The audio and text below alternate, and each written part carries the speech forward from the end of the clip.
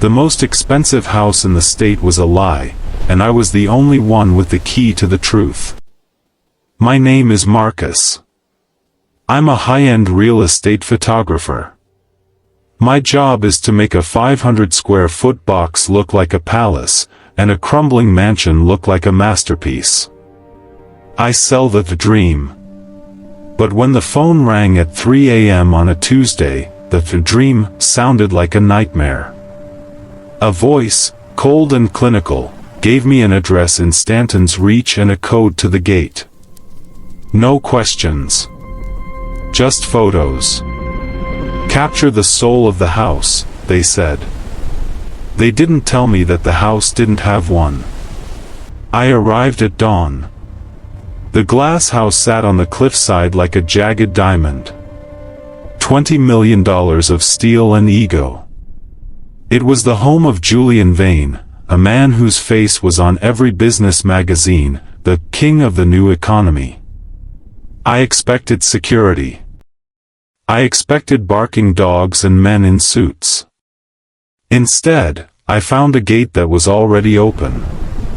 I walked through the front door, my camera bag heavy on my shoulder. The air inside was freezing. No heat. No scent of expensive candles. Just the smell of dust and stagnant air. I turned on my flashlight. The grand foyer, designed for black tie galas, was completely empty. No marble statues. No Persian rugs. Just bare concrete and a single, flickering light bulb hanging from a wire.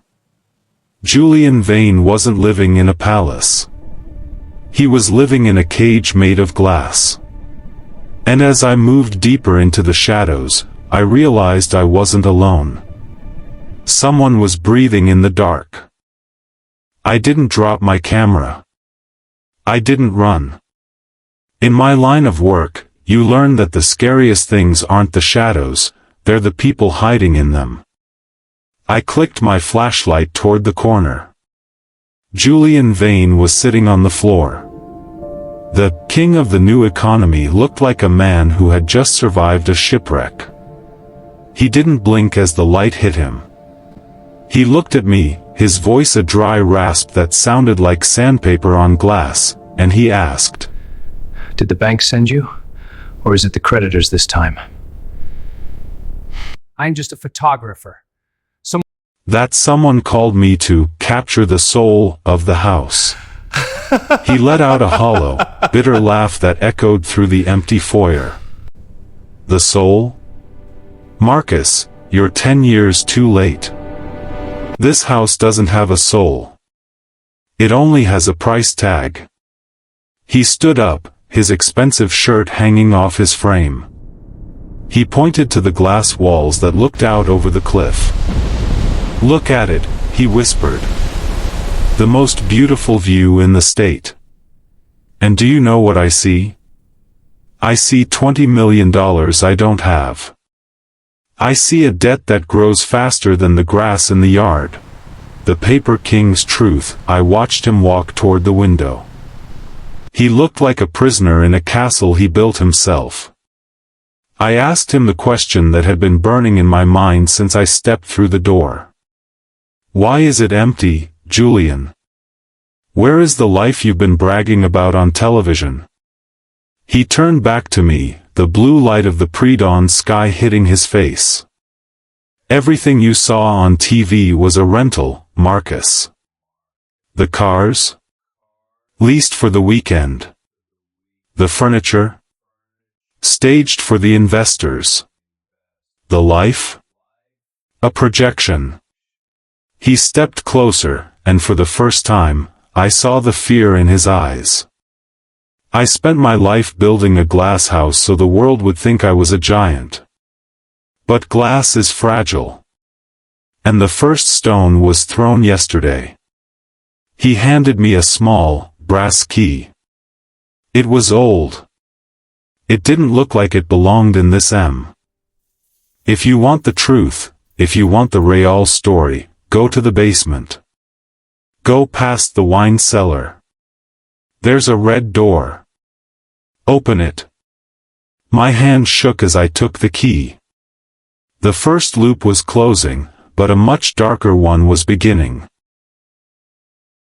In a world of digital shadows, the only thing you can trust is the ink that refuses to disappear. I expected to find servers. I expected the hum of cooling fans and the blink of blue LEDs. Instead, the only sound was the scratching of my own breath against the cold basement air. Thousands of ledgers. Hand-bound. Dated back to the day Julian Vane made his first million. I opened the book titled The Actual Cost. My flashlight swept across names I recognized from the evening news. Senators. CEOs of the biggest banks in the country. Next to each name was a number. Not a balance, but a date. The date they sold out. The date they took a bribe. The date they helped Julian build his glass empire. I felt Julian's presence before I heard him. He was standing at the foot of the stairs, watching me read the secrets of the powerful. "You're looking for the money, aren't you, Marcus?" he asked, his voice echoing off the concrete walls. "There is no money. Not anymore. The digital world took that. One click, and $1 billion becomes a zero." He walked over and touched the spine of a ledger like it was a holy relic. "But this? This is gravity. You can't hack paper. You can't delete ink. This isn't a library, it's an insurance policy." Julian told me that the glass house was never meant to be a home. It was a decoy. He wanted the world to look at the glass while he hid the paper. "I'm not a billionaire, Marcus. I'm a librarian for the corrupt. Every page in this room is a leash on someone who thinks they run the world." I looked at the mountain of books. The weight of it felt crushing. "Is this why you're alone? Is this why the house is empty?" Julian looked at the red door, his face pale in the flickering light.